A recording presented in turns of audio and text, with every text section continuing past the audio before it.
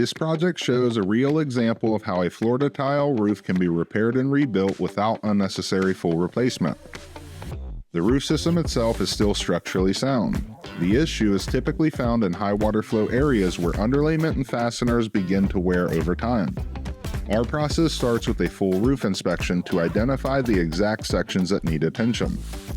Tiles are carefully removed and preserved so they can be reused. This allows the roof to maintain its original appearance. Next, the worn areas are rebuilt. We install modern underlayment and fastening systems designed to extend the serviceable life of the roof. Once the system is rebuilt, the original tiles are carefully reinstalled. The roof is then restored to full function. This approach is called tile roof preservation. Instead of replacing an entire roof, we repair and rebuild only the areas that truly need attention.